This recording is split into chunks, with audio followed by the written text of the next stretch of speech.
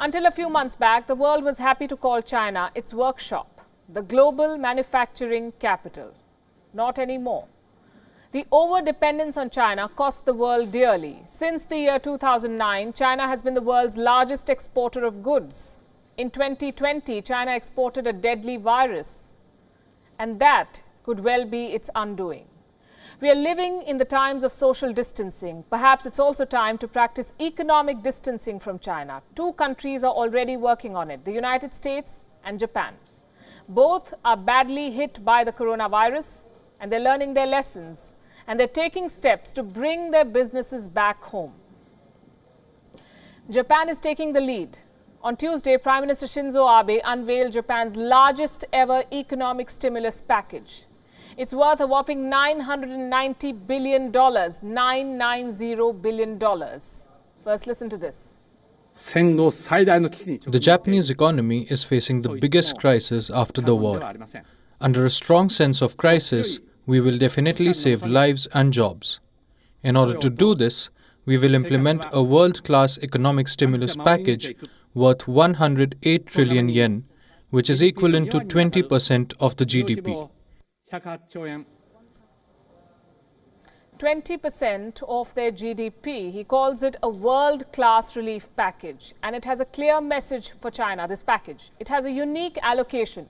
Japan wants to keep its businesses safe, and for that, Japan is ready to pay its companies to shift out of China. Japan will incentivize them to move their factories out of China. A little more than $2 billion has been set aside for this. That's the kind of money that the Japanese government will give companies to leave China and return to Japan. Another $215 million will be made available to those who want to move to other countries. The message is very clear: go anywhere but leave China.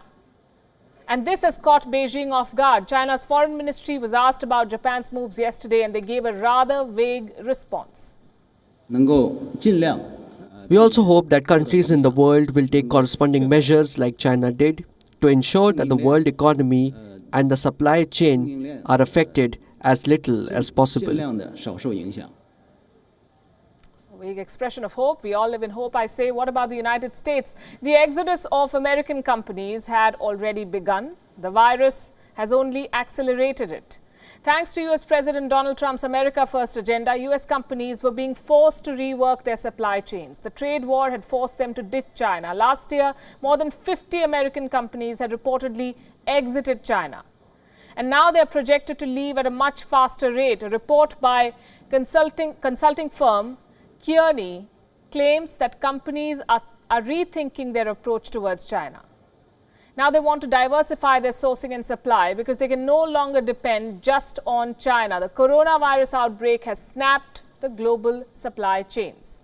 A fragile and imbalanced system that broke when China shut down all the factories. Now, half of the Earth's population is under a lockdown, more than 4 billion people, that is. Companies that could not get their supplies earlier now cannot sell what they have because stores have been shut. The losses are mounting. The coronavirus outbreak is a black swan moment for the world. It is forcing countries and businesses to rethink their approach. Japan and the United States are showing the way. The world must create alternatives to China. The question now is, who stands to gain from the shift? Which country or countries have the potential to become the global export hubs? If not China, then who? A group of 5 countries known as the Mighty Five could benefit from withdrawals from China.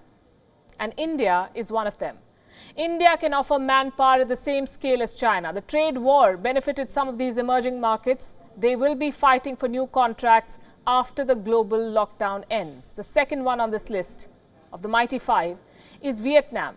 Before the coronavirus crisis, Vietnam was exporting around 5,000 products to the United States. Thailand, Malaysia and Indonesia also stand to gain. Again, the same selling points: cheaper raw material and labor. It is time for the world to seriously explore these options. We talk about making China pay. This is one very good way to do it.